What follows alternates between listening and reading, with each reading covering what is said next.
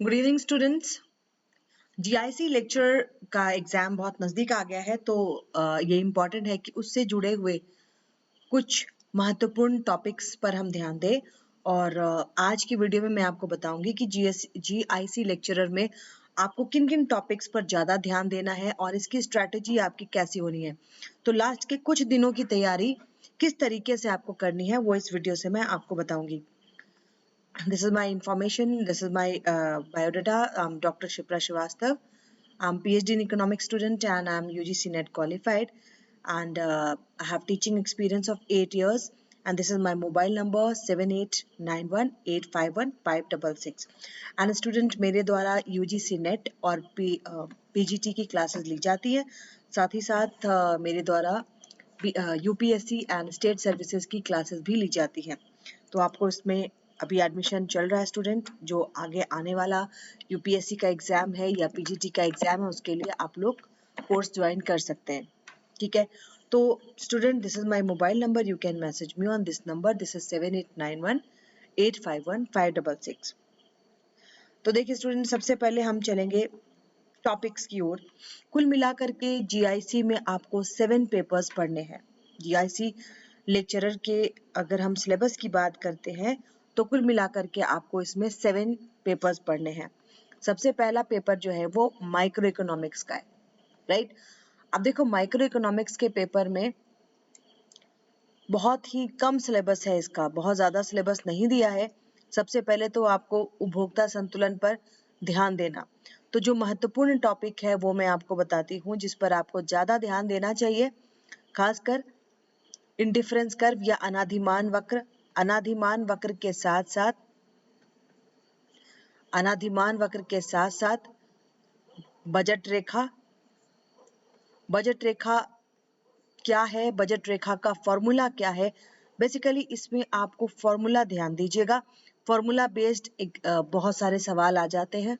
ठीक है, अनाधिमान वक्र, बजट रेखा का फॉर्मूला, और इसके साथ ही साथ उपयोगिता संतुलन, हमारा जो उपभोक्ता संतुलन होता है उसकी शर्त क्या होती है, उपभोक्ता संतुलन की शर्त क्या होती है। और इसमें भी जो हमारा फॉर्मूला है ना, जहां पर उपभोक्ता संतुलन है, मतलब जहां पर अनाधिमान वक्र बजट रेखा को स्पर्श करता है, तो वहां का जो फॉर्मूला है दोनों के स्लोप को बराबर करने वाला, उस फॉर्मूला पर आपको ध्यान देना है क्योंकि वो काफी इंपॉर्टेंट है।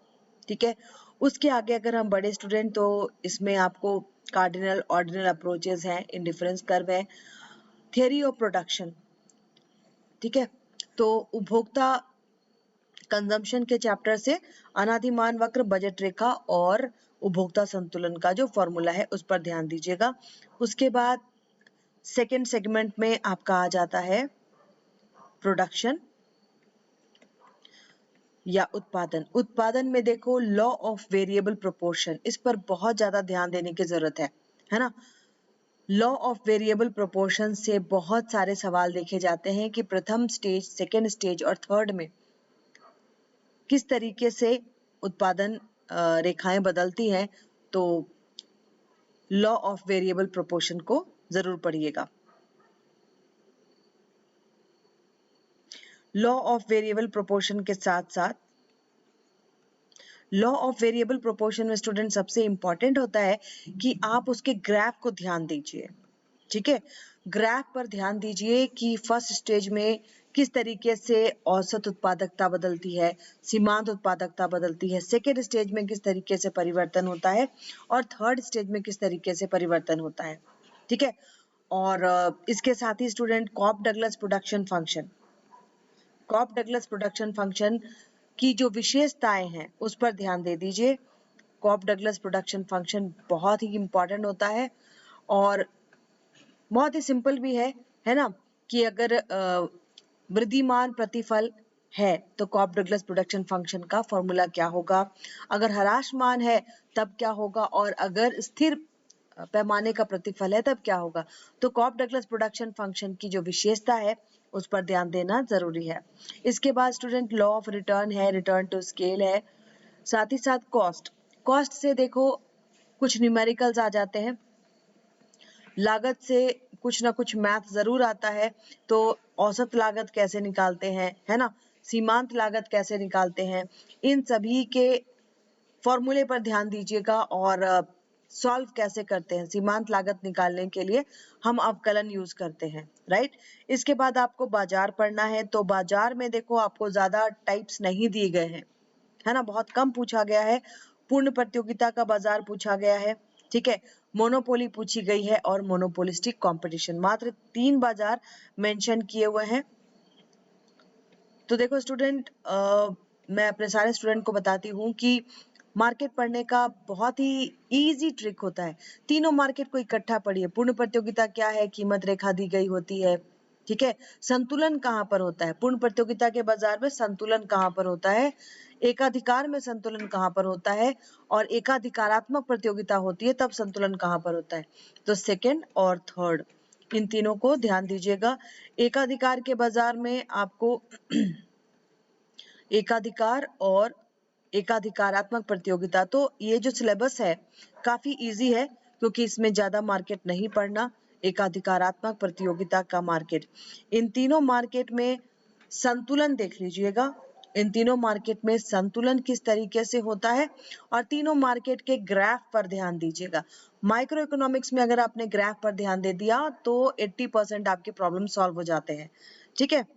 चलिए, इसके बाद स्टूडेंट आपका सेकंड सेगमेंट में आ जाता है मैक्रो।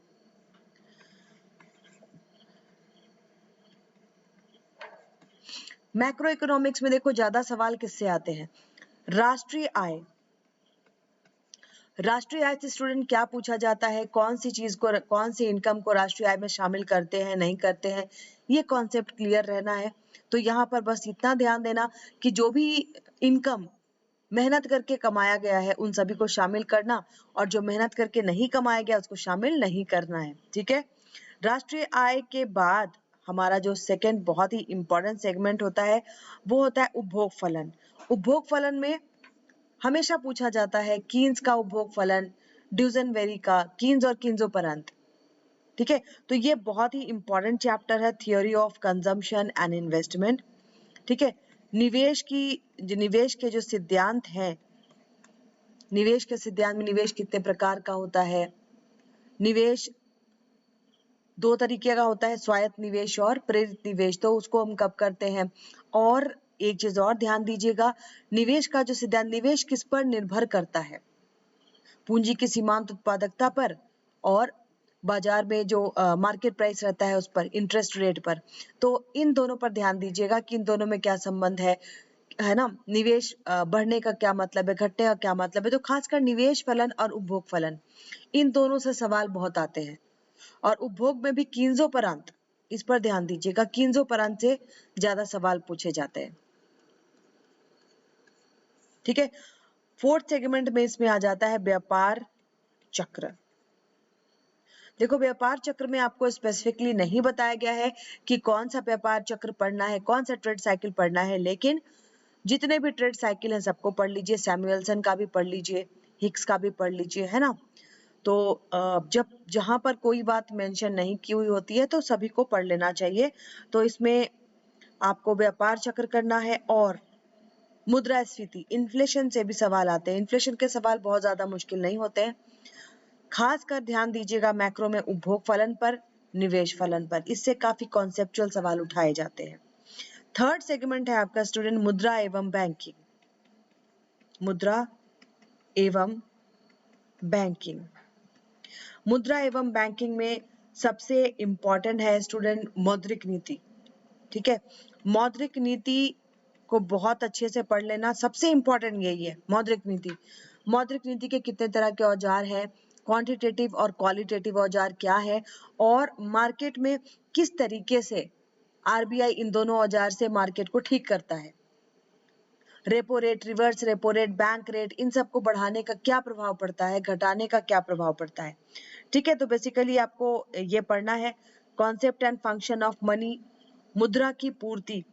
मुद्रा की पूर्ति से सवाल आते हैं स्टूडेंट। मुद्रा की पूर्ति में हाई पावर्ड मनी, है ना, उच्चाधिकार की मुद्रा से सवाल आते हैं।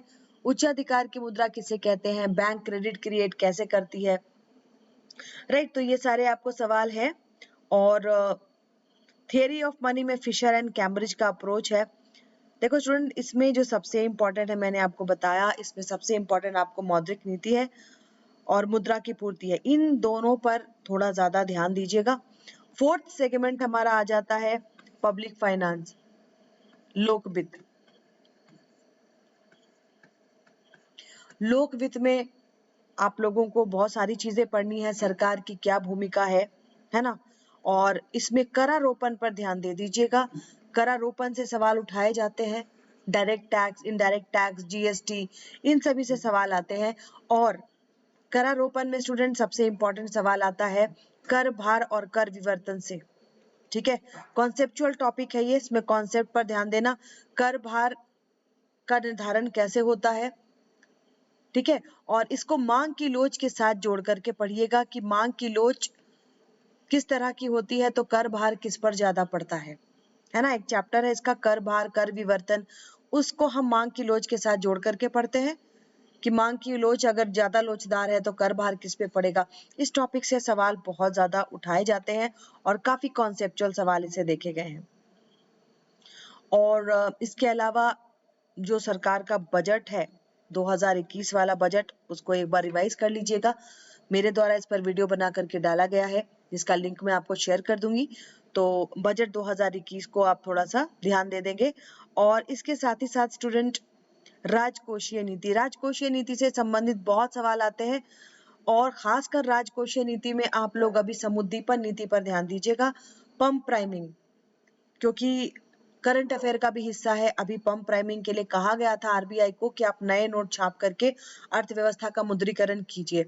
तो करंट अफेयर से जोड़ करके इसको आप देखोगे तो राजकोषीय नीति से सवाल आ सकते हैं, क्योंकि इसको करंट अफेयर से ऐड हम करते हैं, है ना। जो भी चीजें इकोनॉमिक्स को देखो आप करंट से जोड़ करके पढ़ते हो, है ना, समसामयिकी से जोड़ करके हम देखते हैं। तो अभी आरबीआई से ये बात कही गई थी, सरकार ने कहा था कि भाई आप नए नोट छाप करके अर्थव्यवस्था का मुद्रीकरण कीजिए। तो इसको हम क्या कहते हैं, पंप प्राइमिंग, है ना, समुद्दीपन नीति। तो ये राजकोषीय नीति के अंतर्गत आ जाएगा। तो हो सकता है इससे सवाल उठ सकते हैं। और बजट, इन दोनों पर ध्यान दीजिएगा ज्यादा, और करारोपण पर भी ज्यादा ध्यान देने की जरूरत है। इसके बाद पांचवा आपका इंपॉर्टेंट टॉपिक है स्टूडेंट, अंतरराष्ट्रीय व्यापार। अंतरराष्ट्रीय व्यापार या इंटरनेशनल ट्रेड में ज्यादातर मिलान करने वाले सवाल आते हैं। मिलान करने वाले मतलब कौन सी थ्योरी किसकी दी हुई है, ठीक है। आप लोगों को इसमें क्या पढ़ना है, आप लोगों को इसमें बहुत ही कम पढ़ना है स्टूडेंट, बैलेंस ऑफ पेमेंट पढ़ना है। और जो संस्थाएं हैं जैसे आईएमएफ है ना, आईबीआरडी है, ये सारी चीजें पढ़नी है। एशियन डेवलपमेंट बैंक भी है, फॉरेन एक्सचेंज रेट है। तो इसमें आप लोगों को बहुत ही कम पढ़ने को दिया गया है। Balance of payment, IMF, IBRD, IDA दिया गया है, अंतरराष्ट्रीय संस्थाएं दी गई हैं। तो अंतरराष्ट्रीय संस्थाओं में खासकर पढ़ लीजिएगा कि ये संस्थाएं कब बनी और इनके उद्देश्य क्या है। अंतरराष्ट्रीय व्यापार में ज्यादा टेक्निकल सवाल आपको आ जाते हैं बैलेंस ऑफ पेमेंट से और विदेशी विनिमय से। तो विदेशी विनिमय का निर्धारण में इंपॉर्टेंट है, क्योंकि देखो इसको भी मैं करंट अफेयर से जोड़ के आपको बता रही हूँ। विदेशी विनिमय के निर्धारण के संबंध में जो हमारे यहाँ मैनेज फ्लोटिंग होती है, प्रतिबंधित तीरण, है ना, तीर्थी प्रणाली जिसको कहते हैं।